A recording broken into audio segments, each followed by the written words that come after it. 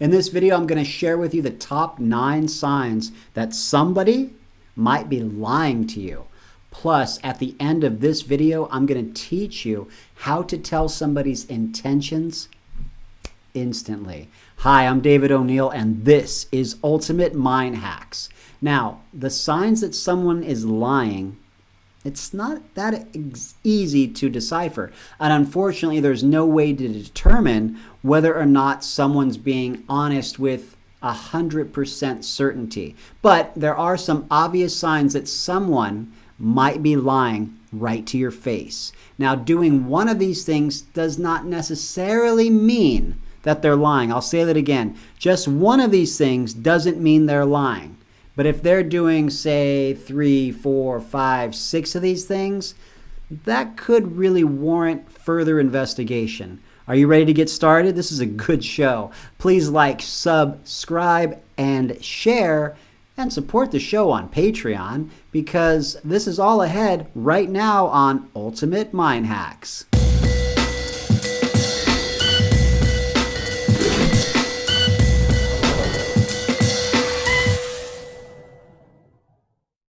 Now, how can you tell if someone's lying to you? Well, as they say, it's a bit complicated, but I've got 9 ways, or as they say in the industry, 9 tells, to show you if someone that's right in front of you or on the phone may be lying. Okay, point number 1. People who are lying tend to change their head position quickly. I don't know what you're saying. Anyway, they change their head position quickly. So if you see someone suddenly make a head movement when you ask them a direct question, they may be lying to you about something.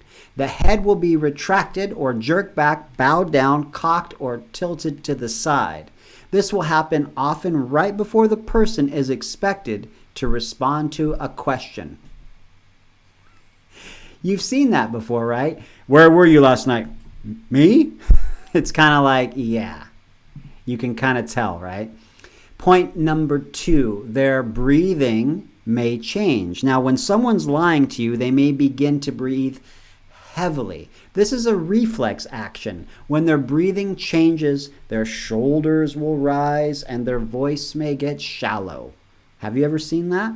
In essence, they're out of breath because the heart rate and blood flow are changing.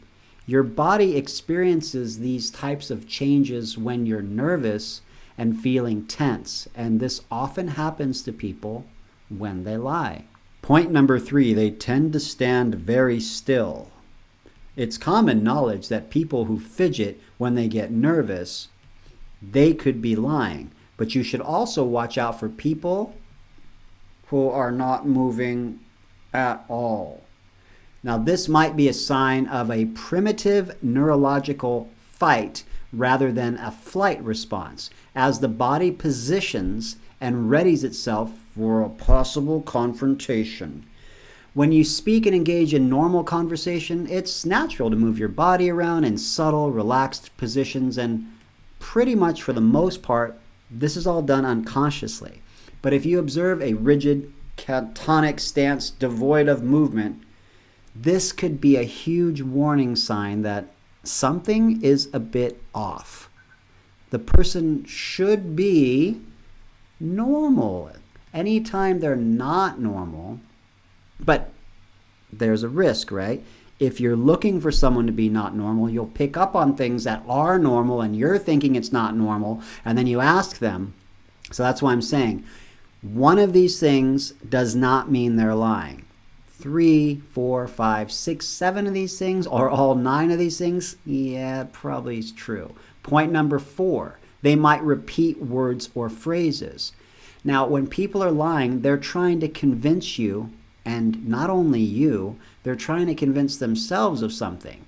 So they're trying to validate this lie in their mind. They might say, I didn't do that, over and over and over again. Why would I do that? I wouldn't do that. Well, think about why I wouldn't do that. They're trying to convince you. The repetition is also a way to buy themselves time as they attempt to gather their thoughts, or in other words, they're trying to get their story straight, right? So they'll just keep on telling you basically the same thing to help them. Because, when you hear something more than once repeated, it starts to sound true. And people that are lying need the truth for themselves, and they make something true.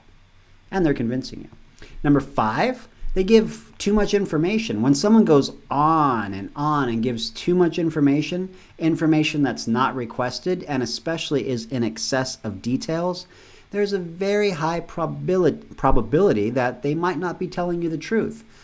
Now, liars often talk a lot because they're hoping that with all their talking and seeming to be open, that other people will just believe them. So they'll just keep going until you're kind of like, okay.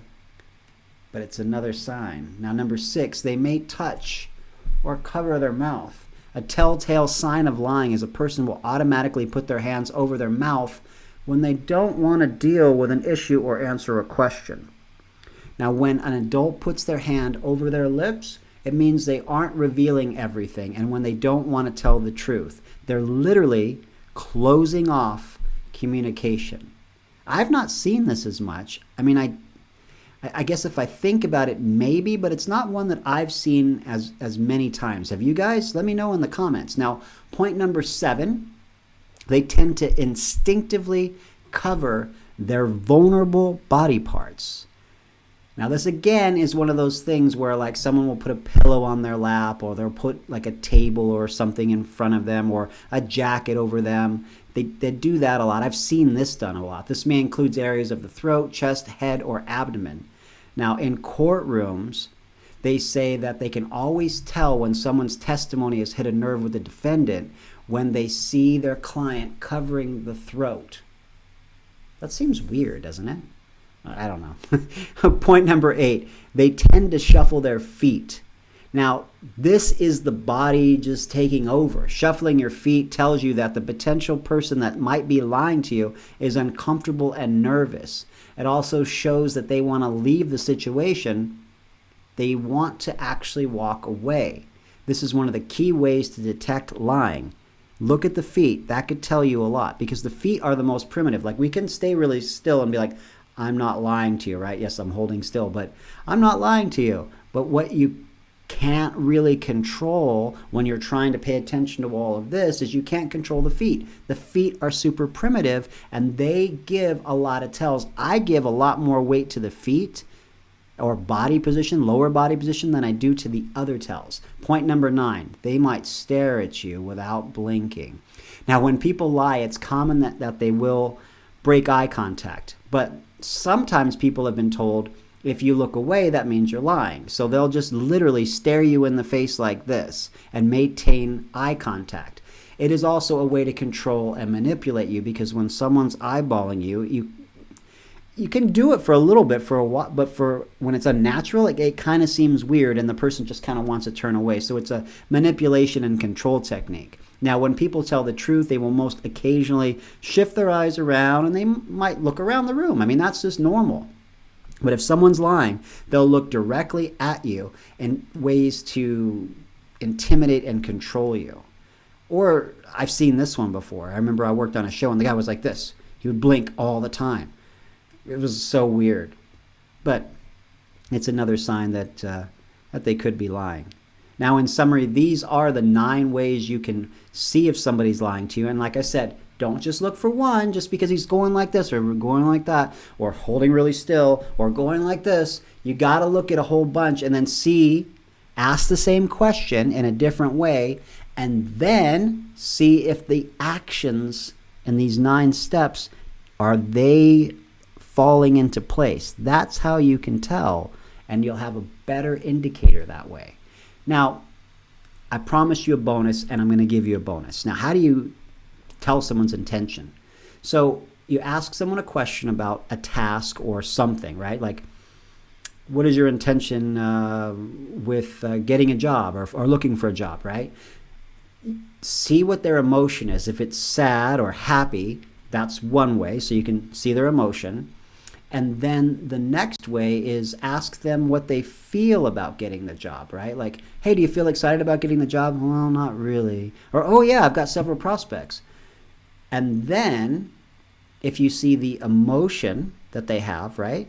and then ask them their feelings about it, you can pretty much get their intention on something. It's pretty difficult to hide those two things when asked directly. So that's kind of how to read somebody's intentions.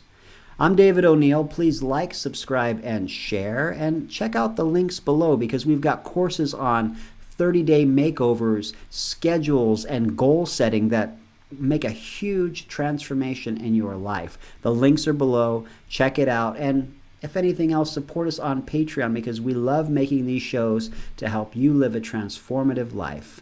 I'll see you next time.